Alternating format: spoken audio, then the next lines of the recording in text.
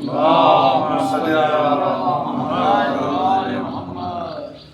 حضرات محترم، اسی آیت کے ذیل میں ایک طالب علم کی حیثیت سے آپ کی خدمت میں گفتگو علیہ سماعت کی جا رہی ہے، اور پروردگار خود اپنے توحید کی شہادت دے رہا کہ میں معبود ہوں، شہید اللہ انہ لا الہ الا اللہ، اپنی وحدانیت کی وہ خود گواہی دے رہا ہے۔ اور پھر ملائکہ ہیں اور وہ جو علم رکھتے ہیں، صاحب قسط ہیں، یہ وہ لوگ ہیں جو انبیاء ہیں اور معصومین ہیں، یعنی اللہ کی وحدانیت کی گواہی پر جب اللہ نے اپنی وحدانیت کی گواہی دی، خود شاہد ہے، تو اس کے بعد ملائکہ بھی گواہی دے رہے ہیں کہ تو وحدہ لا شریک ہے، اور انبیاء اور معصومین۔ یہاں تک بات پہنچی تھی کہ توحید کوئی جسم نہیں ہے، اس کی وحدانیت اور یکتائی ہے کہ جہاں وہ احد بھی ہے، صمد بھی ہے۔ اور مختصر اگر الفاظ میں جو سورہ قل هو اللہ میں پروردگار عالم کی عظمت، عصمت اور لا شریک ہونے کا اعلان ہے، یہ قرآن جب بھی نازل ہوا تا قیامت تک کے لیے حجت ہے۔ ہر کلمہ کو پر یہ واجب ہے کہ وہ فکر کرے اللہ کی توحید پر، یعنی معرفت ہو توحید کی، معرفت ہو حق کی۔ اس لیے اللہ حق ہے، اس نے چاہا کہ میں پہچانوایا جاؤں، کن تو کنزن مخفیہ فاحببت ان عرفت، چاہا وہ چھپا ہوا خزانہ، چاہا پہچانوایا جاؤں۔ وہ جسم نہیں رکھتا، سامنے نہیں آتا، مگر معرفت توحید لازم ہے۔ تو اللہ نے اپنے نور سے ایسی مخلوق کو خلق کیا کہ جس کی تعارف کرانے میں خود اللہ نے کہا اے میرے نبی، ساری دنیا اور ہر چیز کو میں نے تمہاری محبت پر خلق کیا ہے۔ تو اب محمد و آل محمد ہی کے ذریعے توحید کی معرفت ہوگی۔ اس لیے لا الہ نحن ما عرف اللہ، معصوم فرماتے ہیں اگر ہم نہ ہوتے تو اللہ کی معرفت ہی نہ ہوتی۔ عبادت تو سب کرتے ہیں، کلمہ سب کی زبان پر جاری ہے لا الہ الا اللہ، یعنی پہلے ہی ہم خداؤں سے نفرت کرتے ہیں جو لوگوں کے بنائے ہوئے، لا الہ یعنی کوئی معبود نہیں ہے، یعنی کلمے میں اس پہلے ہی تبرہ ہے ان سے کہ جو اللہ کو چھوڑ کر بتوں کو معبود بنا دیں۔ لیکن کلمہ حق خالص لا الہ الا اللہ، کوئی معبود نہیں ہے سوائے اللہ کے۔ تو یہ کلمہ جس نے کہا آمنا من عذاب، فرماتے ہیں آمنا من عذابی، اب مکانا کہا جس نے اللہ کے عذاب سے وہ امان میں آ گیا۔ اب یہ کچھ منزلیں ہیں، کچھ نکات ہیں جس میں معرفت میں فکر کو آگے بڑھانا ہے، اس لیے فرمایا ولایت علی ابن ابی طالب حسن، علی ابن ابی طالب کی ولایت اس لیے افمن کانا آمنا من عذاب، جو بھی علی کی ولایت کو قبول کیا خلے میں آ گیا، وہ محفوظ ہو گیا۔ لا الہ الا اللہ کے بارے میں وہی بات ہے اور علی اللہ کے بارے میں بھی وہی بات ہے، یعنی جو توحید کی عظمت ہے وہی ولایت علی کی عظمت ہے۔ محمد و آل محمد کی ولایت اللہ کی طرف سے عطا کردہ ہے، کل میں نے اس پہ اشارہ کیا تھا، بس دو چار جملوں میں تاکہ بچوں کو، جوانوں کو اس بات کی طرف توجہ دلانا ہے کہ مجالس حسینی میں معرفت محمد و آل محمد، ذکر آل محمد آگے بڑھتا رہتا ہے، قیامت تک جاری رہے گا، رہے نہ رہیں، لیکن یہ اللہ کا وعدہ ہے۔ یہ فرش ازا نشانی ہے، یعنی نشانی سے مطلب شعائر اللہ، فرش ازا منسوب ہے حسین سے، تو حسین منسوب ہے اللہ سے۔ کربلا کا واقعہ در حقیقت توحید کی بقا کے لیے تھا، اللہ کے لیے نہیں، اس کی توحید، اقتانیت، صمدیت، وحدانیت، اور وہ صاحب عظمت کی جلالت کے اللہ ہے۔ دشمن چاہ رہے تھے کہ بس قتل کر دیں، اور ان کے نظریے میں تھا، اور یزید نے کہا بھی یہ سب ایک حکومت حاصل کرنا تھا نبی کو، یعنی محمد کو۔ دیکھو آج حکومت میرے پاس ہے، نہ کوئی وحی آئی نہ کوئی قرآن، تو سوچئے کہ وہ خلیفہ بن کے بیٹھا اور کہہ رہا ہے کوئی وحی نہیں آئی، تو وہ سراسر یعنی لا الہ الا اللہ کہہ کے انکار کر رہا ہے وحی۔ تو ظاہر ہے کہ ایسے کافر، ایسے ملعون پر لعنت واجب ہے۔ دشمنان اہل بیت جتنی آپ لعنت بھیجیں کم، اس لیے کہ معصوم خود فرماتے ہیں، بلکہ معصوم کا عمل بھی ہے، جب نماز ختم کرتے تھے تسبیح کے بعد، دعاؤں کے بعد میں، وہ کم از کم 4 مردوں 4 عورتوں پر لعنت بھیجتے تھے، کبھی تفصیل سے، لیکن بس اتنا یاد رکھیں اتباع اسے کہتے ہیں جو معصوم نے خود کر کے بتایا، اطاعت وہ جو اللہ کا حکم معصوم نے پہنچایا۔ تو دونوں میں ہم پر واجب ہے۔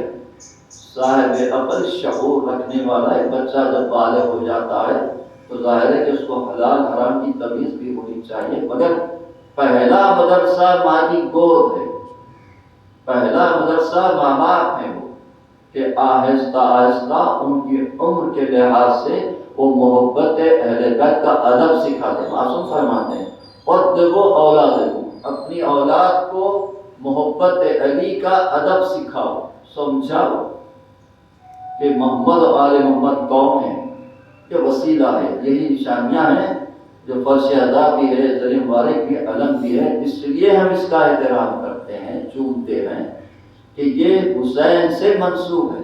تو جو سوچئے حسین سے منسوب جو چیز ہو جائے اور پھر جس فرش فاطمہ آ جائے اس کا احترام لازم ہے۔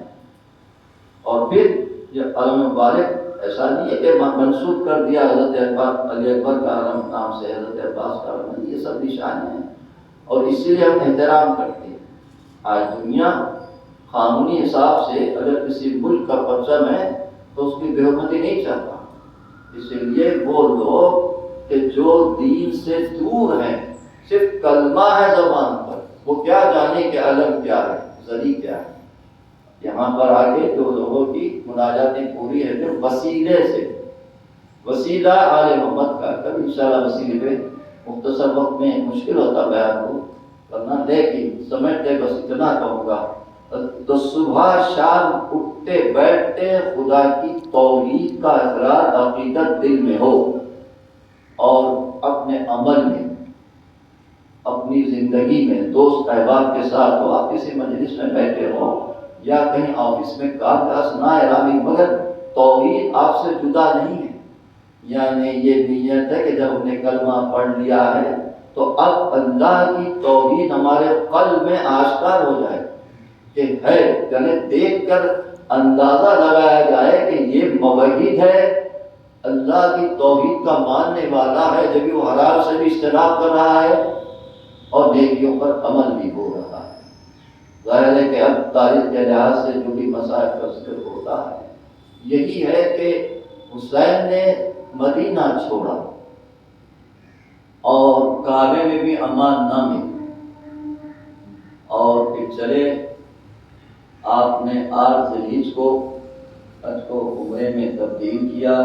اثناء حرا کی باتیں ہیں، ابھی آپ نے ذاکر دوم سے بھی حضرت مسلم کی شہادت کا ذکر سنا۔ بے شک کہ حسین کی تائید میں، نصرت میں کیسے کیسے شہادتیں ہوئی واقع کربلا سے پہلے، اور وہ موقع آیا جب کہ آپ کو نائب بنا کے بھیجا تھا، اور اس کے بعد جب مسلم پہنچے ہیں کوفے میں، پورا شوق زمانہ تھا اور اعلان کر دیا کہ کوئی مسلم کی مدد نہ کرے۔ نماز مسجد میں ادا کی اور کافی کثرت سے لوگ تھے، لیکن نماز ختم ہوئی، پلٹ کے دیکھا تو کوئی باقی نہ رہا۔ نیابت میں حسین کی آئے تھے، اور اس کے بعد اب کہاں جاتے، گھر تو نہیں تھا، مسجد سے نکلے، کبھی اس راستے سے کبھی اس راستے سے، لیکن ایک جیسے گلی میں پہنچے پیاس محسوس ہوئی، ایک گھر کے سامنے آپ بیٹھ گئے، اور وہ جب گھر والی باہر نکلی کہ کیا بات ہے، گھر نہیں جاتے؟ کہا میرا گھر کہاں ہے تو میں جاؤں؟ پیاس لگی تھی، پیاس پانی پیا، طلب کیا، اور کہا آپ کون ہے تو بتائیں کہ مسلم ابن عقیل ہوں۔ فوراً وہ مومنہ پیروں پہ سر رکھی، دروازہ کھولا، ایک غرفے میں انتظار کیا طعام کا، لیکن مسلم نے طعام نہیں کھایا۔ یہ رات عبادت میں گزرتے رہی، لیکن نماز فجر کے بعد محسوس ہوا کہ گھوڑوں کی ٹاپوں کی آواز آ رہی ہے، اور کہا کہ ہاں مومنہ، یہاں کچھ دشمن قریب آ رہے ہیں، میں نہیں چاہتا کہ وہ دشمن تیرے گھر میں گھس آئیں۔ باہر نکل گئے، دیکھا کہ گھوڑے سوار بھی ہیں، دشمن کثیر ہے، اور چاہتے تھے کہ مسلم کو گرفتار کر کے لے جائیں۔ ظاہر ہے یہ عقیل کا فرزند ہے، بنی ہاشم کے خاندان کا فرد ہے، کیسے خاموش رہتے؟ جب حملہ کیا گیا تو تلوار نام سے نکالی اور اپنے دفاع کے لیے کئی کو واصل جہنم کیا۔ لیکن حارث نے جب ابن زیاد سے کہا کہ اور مقرر فوج بھیجے، 500 افراد دشمنوں کو اس نے بھیجا ہے، کہا افسوس کہ ایک آدمی کو گرفتار کرنے کے لیے تم لوگ کافی نہ ہو۔ تو کیا سمجھتا ہے کہ بقال تو نہیں ہے، یہ ہاشمی خاندان کا فرد ہے۔ عرض کے بس وہ حملہ ہوتے رہا۔ یوں یاد رکھیں کہ اہل بیت کے چاہنے والوں کو جیسا بھی قتل کیا وہ دھوکے سے قتل کیا ہے۔ مسلم لڑتے رہے، مگر منزل پر انہوں نے ایسے گڑھے میں گھاس بھر دی تھی کہ جہاں مسلم لڑتے لڑتے وہاں تک پہنچے اور گڑھے میں گر گئے، سنبھل نہ سکے۔ اب عزیز و تلوار پر تلوار تھی، نیزے پر نیزہ تھا، ارے جن کے پاس کچھ نہ تھا وہ بلندی سے آگ برسا رہے تھے۔ واہ محمد آہا مسلم کی غربت، اللہ اکبر۔ جب کہ گرفتار کر کے لے گئے اور ابن زیاد کے پاس، اس کے بعد میں جو گفتگو نے کہا تم کیوں امیر کو سلام نہیں کہتے؟ کہا میرا امیر حسین ہے، میں اس کو سلام کروں۔ ملوم نے حکم دیا کہ پاؤں پر لے جا کر مسلم کو قتل کیا جائے۔ عزیز و رسیاں بندھی ہوئی، جب پاؤں پر لے جایا گیا، کون تھا جو مسلم کو بچاتا؟ لیکن ظالم کا جیسے ہی تلوار چلی، سر کٹ کر گرنا چاہتا تھا۔ ایک مرتبہ ایسے موقع پر اثناء راہ میں عباس نے حسین سے کہا میرے بھائی مسلم کی تو خیریت ہے؟ کہا دیکھنا چاہتے ہو آ جاؤ۔ آپ نے ہاتھ سامنے رکھا۔ اب عباس نے کہا کہ کوفہ ہے اور مسلم نظر نہیں آتے۔ کہا بلندی پر دیکھو۔ کہا جب کہ بلندی پر دیکھا تو مسلم کی گردن جھکی ہوئی تھی، ظالم تلوار لیے قتل کرنا چاہتا تھا۔ تو کہا مولا مجھے جلد آپ کوفہ پہنچا دیجیے، کیا چاہتے ہو؟ کہا حملہ نہیں، جب سر کٹ کے گرے گا تو میرے بھائی کا سر اپنی گود میں لے لوں گا۔ اور کہا مولا یہ مجمع میں کون بیوی ہے جو کبھی دہانی جاتے کئی بانی جاتے اور کہتے آج ہاں مسلم میرے کو؟ یہ فاطمہ تھی، ہر منزل پر ساتھ تھی، مجلس میں آپ کے ساتھ ہے۔ شہزادی شہید کا قصہ بھی آپ ہم سے قبول کر لیں۔ ظاہر ہے کہ آنے والے مہمان کا بھی ذکر اسی ایام میں ہوتا ہے۔ ہاں اثناء راہ میں ایک منزل پر حر نے حسین کے راستے کو روکا ہے۔ کیا بات ہے، مجھے کیوں روکتے ہو؟ کہا حاکم کا حکم ہے کہ آپ یہیں رہیں اور یہاں سے آگے نہ بڑھیں۔ کہا اچھا مجھے چھوڑ دو، میں واپس مدینہ چلے جاؤں۔ عجیب روایت ہے، اچھا مجھے چھوڑ دو میں ہند چلے جاؤں۔ جب بھی انڈیا مقصد ایک تھا میں ہند چلے جاؤں۔ اللہ اللہ، جانتے تھے یہ کافر ملک ہے لیکن دشمن تو نہیں ہے، بھائی کوئی تمہارے لیے امان نہیں ہے۔ اور ایک مرتبہ حر نے امام حسین کے گھوڑے کی گردن پر جو لجام تھی ہاتھ تھام لیا، روکا اس نے، کہا خبردار آپ نہیں جائیں گے۔ تو امام نے عجیب جملہ کہا اور یہ عجیب جملہ اس کی توقیر کو تبدیل بھی کر دیا۔ اے حر تیری ماں تیرے ماتم میں بیٹھے، تو راستہ روک رہا ہے؟ تو توڑ کے کہا اے حسین عرب میں کوئی اور ہوتا مگر کیا کروں کہ آپ کی ماں کا نام بغیر احترام سے نہیں لیا۔ الغرض کے جب کہ اجازت نہیں ملی اور حسین رواں دواں ہوتے رہے، وہ موقع بھی آیا۔ ایک مرتبہ وہاں پہنچنے کے بعد لوگوں سے کہا بتاؤ اس زمین کا کیا نام ہے؟ کسی نے کہا یہ نینوا کہتے ہیں، ماریا نے کہا اور کیا نام ہے؟ کہا اس کو کرب و بلا کہتے ہیں۔ عباس نے کہا کہ ہماری منزل آ گئی بھیا، یہی خیال نصب کیا جائے، ہم یہی شہید ہوں گے، یہی ہماری مزاریں بنے گی۔ لوگوں نے کہا کہ نہیں نہیں آپ یہاں نہ ٹھہرے، جو بھی نبی آیا ہے مصیبتوں میں مبتلا ہوا ہے۔ اور اس کے بعد آپ نے زمین خریدی 7,000 درہم میں، لیکن خریدنے کے بعد پھر ربا بھی کر دیا بنی اسد کے لوگوں کو۔ بس اتنا وصیت تھی کہ دیکھو جب میں قتل ہو جاؤں تو میری لاش کو دفنا دینا۔